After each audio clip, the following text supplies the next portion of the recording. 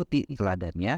Dan justru ketika kita mengikuti Nabi Muhammad, kesuksesan, kebahagiaan, kejayaan itu insya Allah akan terus mengikuti. Terutama siswa juga nih, banyak banget yang suka atau idola banget sama yang namanya K-pop, anime, selebritis, YouTuber, dan lain sebagainya. Ketika mengidolakan K-pop, silahkan. Ya udah, agamanya bukan muslim, nggak apa-apa, silahkan. Tapi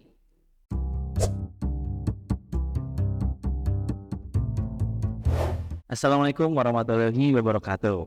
Bagaimana kabarnya Patriot SMP Darul Hikam? Semoga dalam keadaan sehat selalu.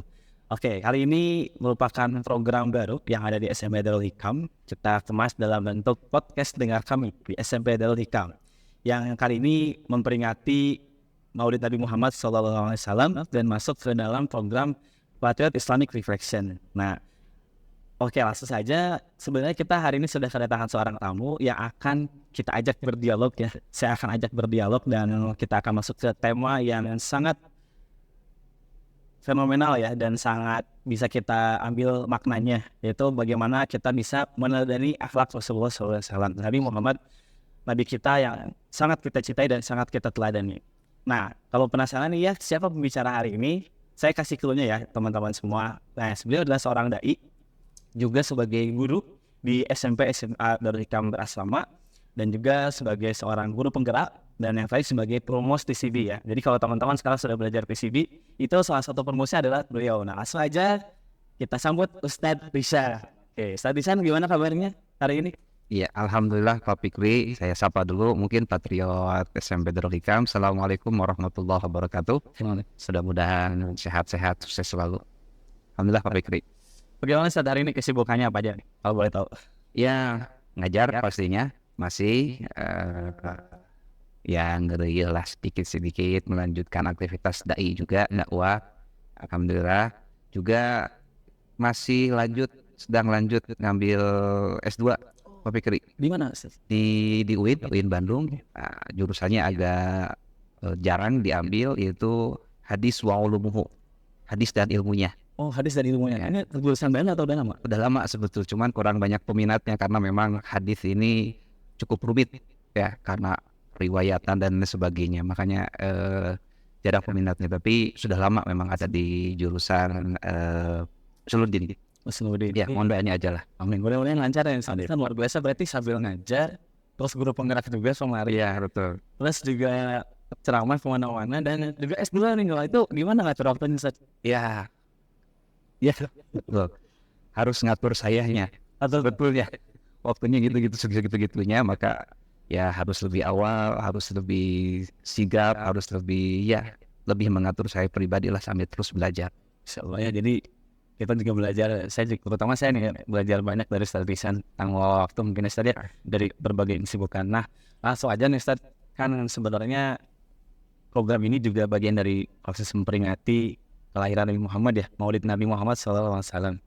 Nah, kita coba flashback nih Ustadz di masa lalu ya, di mana sejarah Islam yang kita ingin juga dengar banyak cerita atau ilmu pengetahuan yang harus Patriot tahu juga nih tentang bagaimana sih proses atau ada peristiwa apa saja ketika kelahiran Nabi Muhammad SAW. Ya, betul Pak Fikri. Ini sejarah yang harus terus kita ingat berkaitan dengan Maulid Nabi atau hari lahir Nabi, bukan untuk mengkultuskan beliau Nabi Muhammad SAW, tapi terus menguatkan bahwa beliau adalah sosok teladan yang sempurna. Maka saya pikir peringatan Maulid Nabi di luar banyak yang berbicara A, B, C harus terus dikuatkan. Setidaknya untuk mengingatkan kembali bahwa ada Nabi yang begitu sempurna yang harus kita ikuti teladannya. Dan justru ketika kita mengikuti Nabi Muhammad, kesuksesan, kebahagiaan, kejayaan itu insya Allah akan terus mengikuti. Dan berkaitan dengan hari lahir Maulid Nabi, kita tahu lahirnya di tahun yang fenomenal, yaitu tahun gajah, ketika Raja Abraha dengan segala keangkuhannya ingin menghancurkan Ka'bah, karena sejak dulu Ka'bah ini jadi pusat perhatian manusia waktu itu. Semua agama beribadah ingin berziarah ke Ka'bah, sampai kemudian Abraha di Yaman itu bikin tempat ibadah yang megah dengan tujuan banyak peziarah yang datang ke Yaman. Tapi karena memang tidak punya histori yang cukup dikenal, tetap aja tidak banyak yang menuju ke Yaman, lagi-lagi ke Ka'bah. Sampai kemudian merencanakan untuk menghancurkan Ka'bah. Tidak tanggung-tanggung. Pasukan yang dibawa oleh Abraha, kita tahu bersama, pasukan gajah. Kalau zaman sekarang mungkin artilerinya, artileri tank baja yang waktu itu belum ada. Unta udah biasa digunakan untuk perang juga, untuk transportasi. Kuda apalagi, keledai paling tambahannya, paling itu. Gajah ini nggak biasa. Jadi pada waktu itu fenomenal sekali. Yang dibawa bukan pasukan unta, bukan pasukan kuda, itu sudah pasti ada bersamanya. Yang paling fenomenal, yang dibawa Abraha dengan segala keangkuhannya, dia bawa pasukan gajah. Dan kita tahu dalam surat Al-Fil digagalkan oleh pasukan ababil, ya, burung-burung yang tidak besar, kecil, tapi membawa batu-batu dari api neraka yang kemudian menghancurkan dan melantakan pasukan gajah. Di hari lahir fenomenal itu, di tahun itu lahirlah, ya. Memang dari waktunya beberapa ulama ada perbedaan pendapat, tapi yang paling banyak diyakini 12 Rabiul Awal. Yang pada waktu itu dalam beberapa riwayat disebutkan hal-hal fenomenal lainnya terjadi. Pertama, bangunan istana Kisra di Persia waktu itu tiba-tiba hancur, ya, ada retakan. Kemudian api Majusi, ya, karena di sana itu menyembah api yang selama ribuan tahun tidak pernah padam, sesaat waktu itu padam, ya. Bahkan yang berikutnya, yang paling fenomenal, seolah-olah ingin menyambut kedatangan yang luar biasa, sosok manusia yang luar biasa, yang akan membawa kedamaian, kesejahteraan, bukan hanya untuk satu umat, tapi seluruh umat manusia. Itu langit pada waktu itu, kata Abdul Muthalib, kakeknya menyampaikan, terang sekali. Seolah-olah bintang-bintang itu lebih banyak daripada malam-malam sebelumnya. Saking memang yang akan lahir ini seorang yang betul-betul fenomenal, yang akan membawa kepada cahaya, membawa kedamaian. Maka dalam sejarah dikenal sekali, ya, lahirnya Nabi Muhammad. Kita tahu Nabi Muhammad itu lahir tanpa ayah. Abdullah ayahnya sudah lebih dulu meninggal, kemudian lahir dari seorang ibu bernama Aminah, yang kemudian usia 6 tahun beliau pun ditinggalkan oleh ibunya ketika mau berziarah ke makam ayahnya di Abwa. Ini yang harus kita ingat, bahwa Nabi Muhammad lahir meskipun di waktu, di saat yang begitu fenomenal, tapi lahir dengan sangat sederhana, ya, tidak, ya, tanpa ayah, ya, yatim, kemudian diurus oleh seorang kakek berikutnya ketika ibunya meninggal. Bahkan yang kita ingat, Nabi Muhammad itu langsung diserahkan ke keluarganya Sa'diyah, Bani Sa'diyah, Halimah As-Sa'diyah. Yang kita tahu Halimah ini sudah paling akhir, ya, nyari-nyari. Memang kebiasaan orang-orang Arab gunung itu datang ke kota, ke Mekah itu kotanya. Halimah Sa'diyah itu ada di pegunungan, di perkampungan, untuk datang, ya, mencari anak kecil untuk diasuh, untuk disusui, dan mendapatkan imbalan. Nah, makanya itu dicari. Nggak ada yang mau kepada Halimah, karena Halimah, ya, tidak menarik begitu bagi beberapa orang yang lain. Tapi ketemu dengan Nabi Muhammad tidak mau sama siapapun, dan ketemu dengan Halimah. Kalau kata dalam bahasa Arab, Halimah itu perempuan, punya arti perempuan yang sangat lembut, ya, dari namanya sudah terasa. Maka Nabi Muhammad itu nabi yang sangat halim, sangat lembut. Diasuhnya pun, disusuinya pun seorang yang Halimah, yang lembut.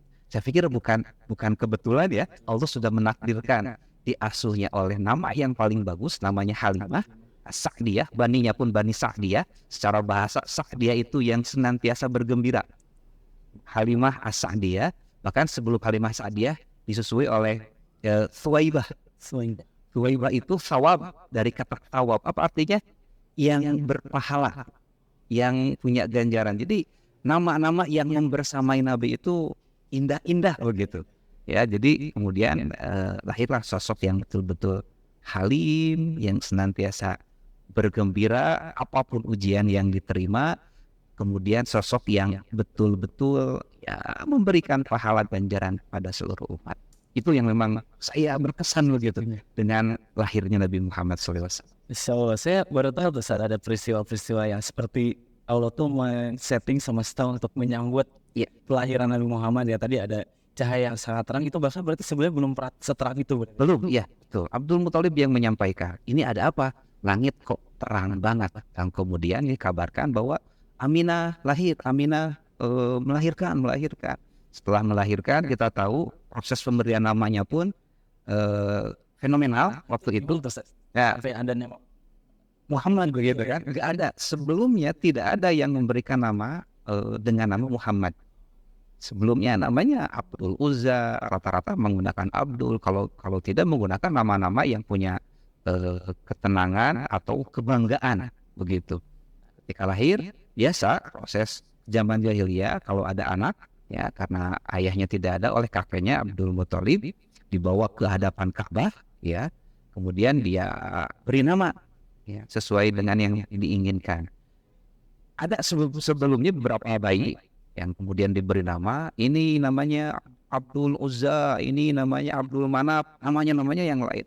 Tapi begitu Nabi Muhammad, bayinya masih bayi, dibawa oleh Abdul Muthalib, dan kata Abdul Muthalib, saya beri nama dia dengan nama Muhammad yang punya arti terpuji, ya, sama dengan kalimat Ahmad. Muhammad ini ditekankan lebih karena ada tasydidnya, yang betul-betul terpuji. Sesaat waktu itu agak diam, Muhammad ini nama apa? Karena sebelumnya nggak ada nama, yang nggak ada orang yang beri nama dengan kata Muhammad. Tapi waktu itu ini aku beri nama dengan nama Muhammad. Merenung sejenak karena tahu maknanya sangat bagus, yang sangat-sangat terpuji, ada titik tekan terpujinya. Lalu waktu itu bersorak, ya Muhammad. Jadi penamaannya juga fenomenal gitu, karena nggak ada nama sebelumnya. Baru setelah Muhammad ada, nama Muhammad itu sudah mulai banyak. bahkan sampai sekarang Ya, nama Muhammad karena tahu begitu terpujinya nama tersebut. luar biasa ya. Jadi saya baru tahu Ustaz, ternyata Nabi Muhammad itu nama pertama ya. Nama Di waktu di dunia ini mungkin ya. Ya. Ada yang selama ini. Betul. Padahal orang Yahudi sendiri sudah tahu, orang Nasrani sendiri sudah tahu bahwa nanti di akhir zaman akan ada nama Nabi akhir yang diberi nama dengan Ahmad atau terpuji. Cuma tidak ada yang diberi nama dengan terpuji bahasa Arab begitu. Dalam bahasa Ibrani ada, ya, ternyata kan bukan Nabi begitu ya, karena harapan orang Yahudi Nabi akhir zaman itu dari mereka, dari golongan mereka. Tapi kan yang ternyata Allah tentukan masih dari Ibrahim, tapi dari Ismail, sehingga orang Yahudi menolak. Mantap nih, jadi respect lagi nih.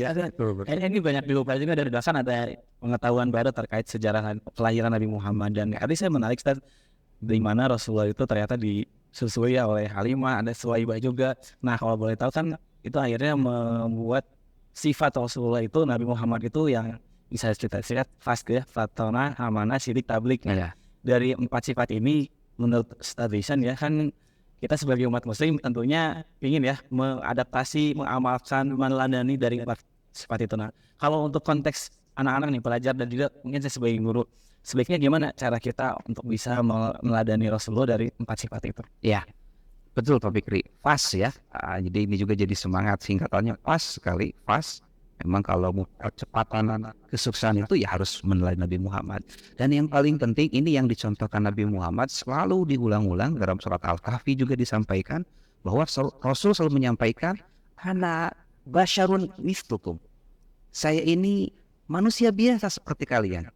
Rasul tidak pernah mau dikultuskan, Rasul tidak mau dilebihkan. Kita mungkin pernah tahu bahwa Rasul ketika masuk ada beberapa sahabat yang berdiri. Lantas Rasul marah, kenapa berdiri? Apakah kamu mau aku dijadikan seperti halnya Nabi Isa oleh kaum Nasrani? Nabi Muhammad tidak mau seperti itu kan? Ya, bahkan dalam beberapa hal Rasul itu apa? Coba kalau harus digali, ada nggak kehebatan sehebat Nabi Musa yang kemudian tongkatnya diular? Sehebat Nabi Isa yang bisa menghidupkan? Mujizat Nabi Muhammad hal-hal sederhana. Bahkan mungkin sedikit, hanya yang hebat itu Al-Quran. Yang kalau itu masih sampai sekarang masih mujizat. Artinya Nabi Muhammad sangat-sangat mencontohkan, saya itu sama seperti kalian. Saya itu bisa kalian tiru. Sehingga kalau ada ungkapan, ada itu mah Nabi, Muhammad mah Nabi, kita nggak mungkin seperti Nabi Muhammad. Itu ungkapan yang salah. Kita sangat mungkin jadi seperti Nabi Muhammad. Karena Rasul menyampaikan, ana basyarun mislukum. Saya manusia seperti kalian. Hanya, kata Rasul, ini perbedaannya. Yuha ilayya. Aku mah diberi wahyu. Rasul Nabi Muhammad diberi wahyu, dibimbing wahyu. Kita, apa bedanya? Kita harus ngambil wahyu. Apa itu? Al-Quran.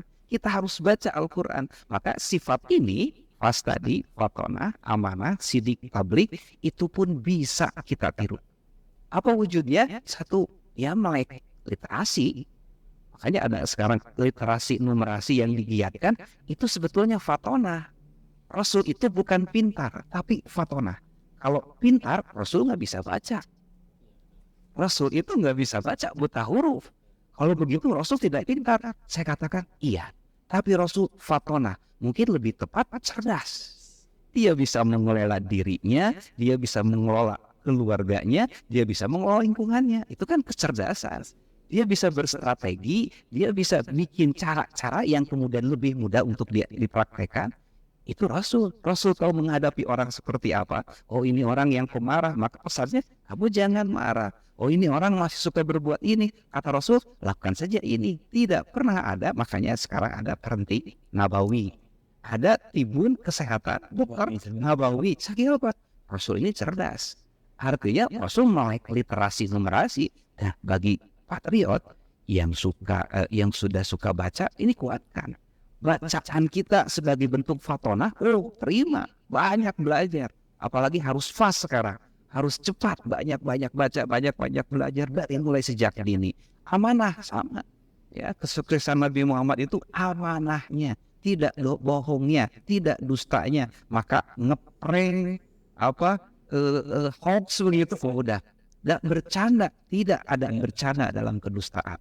Ya, tidak ada dusta dalam bercanda. Pokoknya aku betul-betul amanah, jujur. Ya, bagaimana amanah? Minimal 3. 1, jujur dalam berbicara. 2, menepati janji. 3, tanggung jawab. Dan tanggung jawab itu jangan diartikan saya mah siap menerima hukuman apapun. Ini salah, ini mah nekat. Tanggung jawab itu apa? Berpikir dulu sebelum melakukan.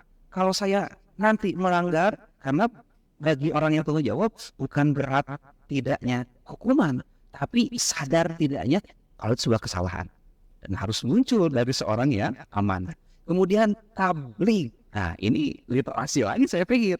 Bagaimana bisa menyampaikan. Makanya di masa yang akan datang, orang itu, si kadar itu harus mampu menguasai kolaborasi, komunikasi. Itu saya pikir kemampuan tabligh. Menyampaikan. Ya. Kalau jadi karyawan, jadi buruh, gak harus pintar ngomong di depan, gak akan disuruh ngomong. Tapi kalau terjadi mau jadi bupati, presiden, itu yang paling dilihat apa dulu? Berbicara di depan. Maka kalau ada tugas apa itu jangan nunggu disuruh, angkat tangan saya. Bahkan kalau ada jadi pembina, saya aja jadi pembina. Harus berani, kenapa? Saya harus bisa tabligh. Karena kemampuan di masa yang akan datang, mampu komunikasi, mampu kolaborasi. Kalau tidak mampu tabligh, gagal. Dan yang terakhir, sidik, ya kan? Sidik masih kuat dengan jujur, ya masih ke sana. Artinya bahwa perbedaan dari amanah sedikit bedanya dengan amanah. Sidik ini bagaimana supaya kita meskipun ada kesempatan menjauhi perbuatan-perbuatan yang sifatnya merusak orang lain. Ya, benar itu kan di jalan yang pas gitu. Ada kalanya kita diberikan kesempatan, mungkin kita tidak ketahuan untuk berbuat curang. Bagi orang yang sirik, udah, ini tidak benar. Ya, meskipun orang tidak tahu, ada orang yang begitu kan, koruptor itu misalnya begitu. Apa koruptor itu? Kalau ketangkap, kalau nggak tertangkap mah nggak apa-apa. Jadi anak-anak ya, saya mau melanggar, apa? Yang penting nggak ketahuan, ini nggak sirik. Ini nggak sirik. Pokoknya mah ketahuan tidak ketahuan, jangan melanggar. Ya, jangan mensiasati. Wah, kalau ada bapak ini jangan ya, ada begitu macam-macam. Ada bapak ini dituruni, dikeluarin. Oh, ada bapak ini biasa lagi. Jangan. Bagi kita siapapun sidik itu pokoknya mah ada tidak ada orang, kita harus di jalan yang benar. Ya jangan melanggar, jangan curang. Makanya betul kalau kita betul-betul mengikuti fase ini, udah sukses, cepat lagi ya. cepat lagi suksesnya juga. Itu kunci banget ya. Saya tadi kagum juga Ustaz, terkait bagaimana ternyata Nabi Musa kan sudah punya mukjizat, bagaimana tongkat menjadi ular, mendalam lautan ya. Nabi Ibrahim yang dimana api itu menjadi dingin ya dan seterusnya. Dan Rasulullah itu menyampaikan bahwa saya manusia biasa tapi saya dapat wahyu. Nah kan wahyu ini yang dimana di Rasulullah itu didapatkan wahyu terkait Iqra ya. Iya. Dan makanya saya tadi kata fatona literasi nih. Iya. Saya juga kaget ternyata literasi juga sangat penting saja. Betul. Iya. Jadi emang jadi kunci utamanya di literasi ya. Di kunci utama Iqra, baca itu kan udah jadi ayat pertama yang turun. Itu sudah banyak ulama yang membahas bahwa umat Islam harus baca buku. Kan literasi sebetulnya bukan hanya baca buku ya, baca buku, baca kondisi, baca situasi, apapun baca.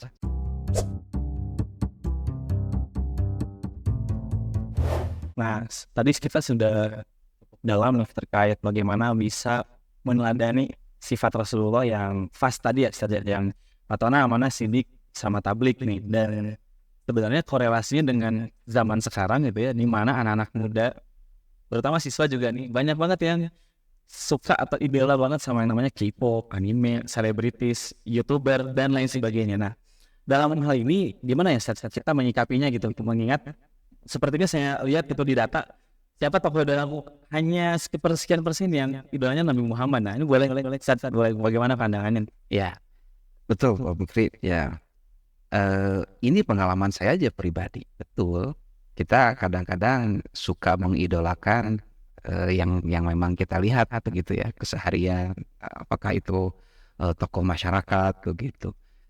Maka teman-teman juga patriot, ketika mengidolakan K-pop silahkan, ya udah agamanya bukan muslim nggak apa-apa silahkan, tapi cari nilai-nilai baik itu di Nabi Muhammad juga. Yakin pasti ada. Kenapa? Ini Nabi Muhammad Pak yang tadi bisa bikin fast. Kalau kita mengidolakan K-pop saja itu kesuksesannya tidak akan cepat. Bisa jadi kalau terus ikut K-pop bakal menurun misalkan.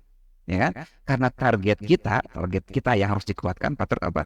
Kita ingin sukses, kita ingin bahagia, kita ingin mendapatkan kejayaan, maka harus mengidolakan Nabi Muhammad. Maka kita nilai kritisnya di situ, numerasi di situ. Saya suka si K-pop, apa baiknya ini di Nabi Muhammad ada nggak? Kita ikut Nabi Muhammadnya. Ya, kita ikut Nabi Muhammad. Berarti apa? Ya harus belajar tentang sirah, tentang sejarah Nabi Muhammad. Harus belajar hadis dari hadis-hadis Rasulullah. Untuk apa? Untuk mengetahui ini. Karena kita ingin pas menuju kesuksesan, ingin mendapatkan sukses dengan cepat dan tepat.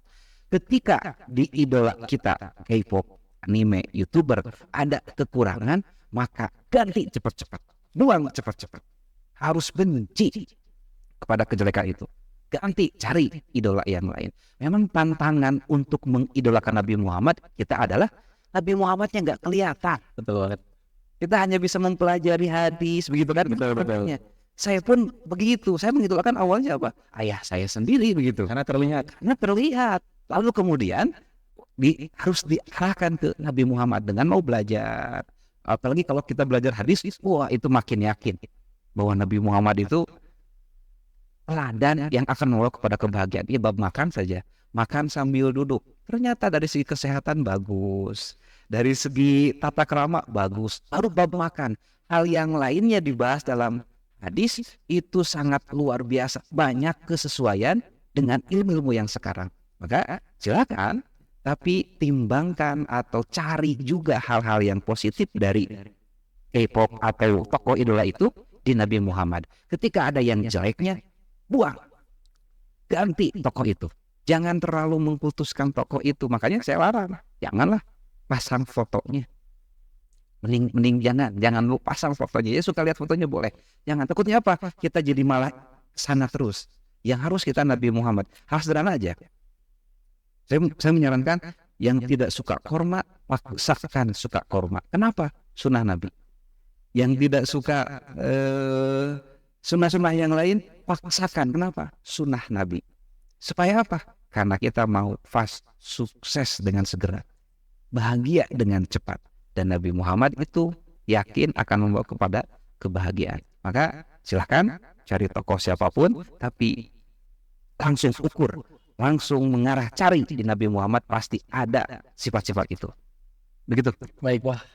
Ini boleh sebenarnya ini tuh masalah, nggak masalah, tapi mungkin tadi tetap kembali kepada Nabi Muhammad sebagai tolak ukurnya. Harus pada Sekarang itu memang anak-anak yang suka K-pop itu di koleksi foto-fotonya gitu ya, dan menjadi kayak wah aku suka banget sama ini, tapi kadang juga tidak melihat lebih dalam. Emang dia hanya paras saja yang tapi secara nilai gimana, secara karakter gimana gitu? Apakah sangat mencontoh Rasulullah dan bisa kita terapkan? Ya betul. Makanya tanya aja, oh ini ganteng banget, nanya ke ustadz, nanya ke guru, Nabi Muhammad ganteng atau enggak? Nanya. Misalkan kalau lihat tadi klasiknya kan, ada yang menyebutkan Nabi Muhammad itu ganteng sekali, ya. Kenapa? Karena selalu rapih, rambut selalu disisir, bahkan kulitnya juga putih, dan jenggotnya rapi. Jadi nggak pernah tidak rapi Nabi Muhammad itu, rapi sehingga muncul gantengnya itu. Maka disebutkan dalam satu riwayat, kalau kenapa Nabi Yusuf terkenal dengan kegantengannya? Karena Nabi Yusuf itu seperti bulan di malam hari, siapapun bisa melihatnya. Kalau Nabi Muhammad seperti matahari, lihatnya saja nggak kuat saking gantengnya. Saking gantengnya. Nah, tinggal memang kita harus udah Nabi Muhammad lebih ganteng dari idola K-pop itu misalkan.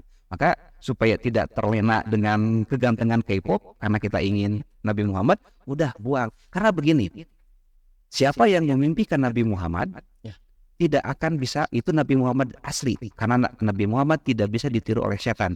Jin korin pun tidak bisa.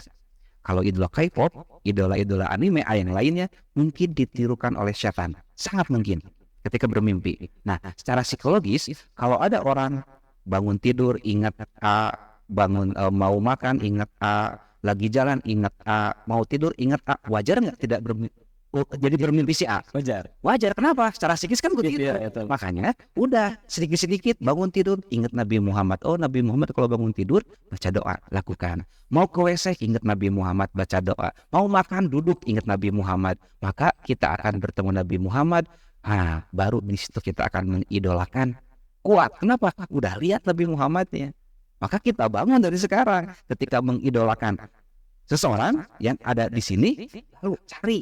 Bagaimana carinya? Cari hadisnya, belajar hadisnya, atau nanya ke guru. Nabi Muhammad pintar nari enggak? Jangankan nari, gulat juga pintar. Gulat Nabi zaman dulu kan belum ada nari ya. Diukur laki-laki itu, kalau dia pandai gulat, ada orang terhebat waktu itu, dia nantang sama Nabi Muhammad. Kalau kamu bisa mengalahkan saya masuk Islam. 3 kali bergulat. Nabi Muhammad gak suka gulat, tapi kalau ditantang, bergulat, jatuh lagi. Padahal siapapun gak bisa mengalahkan orang ini. Sampai akhirnya dia masuk Islam. Baru untuk menyampaikan bahwa yang hebat itu bukan yang jago gulat, tapi yang memiliki nafsu idal godok. Baru muncul di situ. Kata Rasul, yang hebat itu bukan ahli gulat, ahli silat, tapi yang mampu mengendalikan dirinya. Rasul hebat. Waktu itu bab gulat ya. Kalau zaman dulu ada nari, mungkin Rasul jago juga gitu ya. Nari misalkan, kalau ada yang suka dengan nari-narinya, artinya ya kan kelenturan juga lah ya, fisik. Di Rasul yakin ada itu. Yang ada sekarang di tokoh idola-idola yang itu ada di Rasul. Kalau tokoh idola yakin banyak kekurangannya atau bahkan dibuat-buat di fans aja ya. Karena ada fansnya, di hadapan fansnya dia jadi baik. Atau di belakangnya. Rasul itu diikuti oleh Anas bin Malik, diikuti terus. Kemudian diikuti Abdullah bin Abbas. Abba itu ngikutin kayak ekor, ngikut kemana-mana. Saking pengen tahu Rasulullah. Bisa nggak Rasulullah image building jadi pura-pura? Nggak mungkin, diikut-ikutin terus. Makanya hadisnya itu hadis betul-betul Nabi Muhammad, itulah apa adanya. Sehingga nyaris tidak ada kekurangan, tidak dibuat-buat gitu. Makanya udah aja cari. Dan kalau mau bermimpi dengan Rasulullah, mungkin tadi ya, mau makan ingat Rasulullah. Maksudnya ikut sunnahnya aja. Ikut sunnahnya aja ya, supaya ingat itu kan. Kalau ingat terus kan nggak cukup, tapi ikuti. Mau makan, duduk Rasul juga duduk.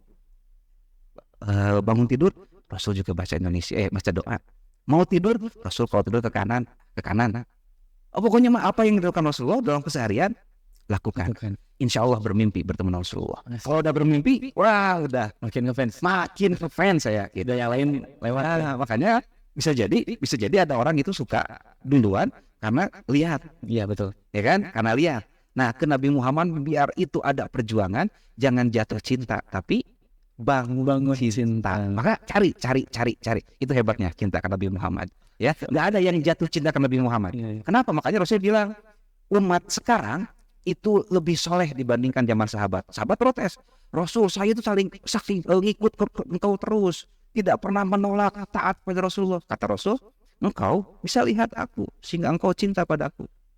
Umatku nanti tidak pernah melihatku, tapi dia bisa cinta kepadaku. Maka yang hebat memang cinta. Makanya cari hadis, cari belajar hadis. Tanya ke Ustadz bagaimana hebatnya Rasulullah. Pasal fans banget ke Rasulullah.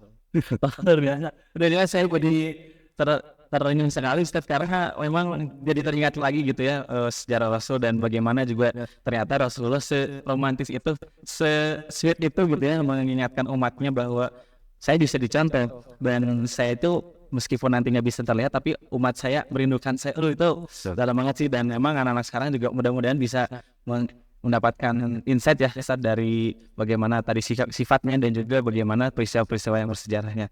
Nah Ustaz, masuk ke sesi terakhir nih, kan kita masuk ke sekarang udah mendekati ke Maulid Nabi Muhammad ya, dan saya ingin dengar dari Ustaz sekaligus juga menyampaikan ke Patriot, kira-kira apa sih yang mesti kita refleksikan ya dari peristiwa Maulid Nabi ini? Ya, ya poin pentingnya tadi bahwa yakini bagi kita Nabi Muhammad adalah sosok yang sempurna sebagai teladan. Maka sudah tetapkan dalam hati kita. Bagi yang belum menetapkan, bangun ketetapan dalam hati bahwa kita hanya harus mencontoh Nabi Muhammad. Tujuannya apa? Yakin, sukses, bahagia, dan akan mendapatkan kejayaan. Karena ingin itu, maka momen Maulid Nabi ini harus dijadikan semangat kembali untuk meneladani Rasulullah SAW, mempelajari sirahnya, mencari-cari hadisnya. Ya, sekarang hadis sudah banyak terjemahan bahasa Indonesia. Maka selain punya Quran, beli hadis. Ada Riyadus Shalihin, ada Bukhari sekarang sudah ada terjemahannya. Ya, Muslim juga sudah ada terjemahannya. Maka tambah hadisnya, baca dan pelajari. Kalau tidak paham, tanyakan kepada ustadz, kepada guru ya tentang semangat ini. Pokoknya harus menjadikan semangat mengikuti Nabi Muhammad sebagai teladan yang sempurna, dan yakini Nabi Muhammad itu manusia biasa seperti kita ya. Kalau di kita masih ada jarak guru murid. Nah, Nabi Muhammad tidak mau disebut guru. Bahkan manggil ke muridnya tidak mau disebut murid. Apa panggilan Rasul kepada murid-muridnya? Sahabat. Saking memang dekatnya. Gak mau, kamu murid ya? Oh enggak, tapi sahabat. Padahal itu murid sebetulnya. Ya, padahal itu Rasul itu pemimpin, presiden. Tapi Rasul bilang ke teman-teman, ke murid-muridnya, kau sahabat. Siapapun yang bertemu dengan aku namanya Muslim, namanya sahabat. Saking ingin membangun kedekatan. Yakin kalau Rasulullah SAW hadir saat ini sama ingin membangun kedekatan dengan kita. Maka kitanya aja yang bangun kedekatan dengan Rasul. Ya, pelajari hadis, ya, pelajari sejarah, sirah, beli buku-buku yang ada nabawi-nabawinya. Saking memang kita cinta kepada Rasulullah, dan terus meneladani Rasulullah SAW. Insyaallah semangat meneladani Rasulullah SAW. Semangat. Segala kelebihannya dan bisa kita contoh ya Ustaz. Sangat bisa kita contoh. Aduh, saya ingin banget sesinya agak lama, tapi sayangnya karena waktu terbatas nih Ustaz. Jadi buat Patriot semua yang menyimak saat ini, teman-teman pasti mendapatkan banyak insight dari Ustaz Brisha. Dan tentunya ini menjadi bagian proses belajar, terutama teman-teman sekarang lagi literasi sebenarnya Ustaz ya. Yang literasi nih terkait bagaimana sirah nabawiyah, kemudian bagaimana tadi sifat-sifat yang bisa kita contoh untuk kehidupan kita sehari-hari. Nah, nanti pada saat setelah ini teman-teman boleh membuat resume ya di form atau yang sudah disediakan oleh siswaan, sehingga nanti jadi penilaian juga nih teman-teman ya. Dan mudah-mudahan bermanfaat ya tentunya. Oke Ustaz Ihsan, terima kasih banyak atas kehadirannya dan kesempatan bisa berbagi sama Patriot. Jangan bosan-bosan Ustaz. Ya, terima kasih sudah mau diundang juga nih. Mudah-mudahan gak bosan. Saya kayaknya enak-enak lagi nih. Biar nanti next lebih mendalam lagi Steph, karena tentunya anak butuh refleksi ya. Karena kalau misalnya anak istilahnya anak sekarang kan beda nih karakternya gitu ya. Jadi harus agak yang beda nih, penyampaiannya seperti itu. Baik, terima kasih Ustaz Ihsan. Semoga sehat selalu. Salam buat keluarganya. Semoga Ustaz Ihsan diberikan keberkahan dan keselamatan. Amin, amin, amin. Ya. Baik, Patriot SMP Berlikam, itu saja untuk sesi podcast dengar kami hari ini. Mudah-mudahan bermanfaat dan kita saksikan untuk podcast dengar kami di sesi berikutnya. Terima kasih banyak. Saya Fikri sebagai host. Assalamualaikum warahmatullahi wabarakatuh.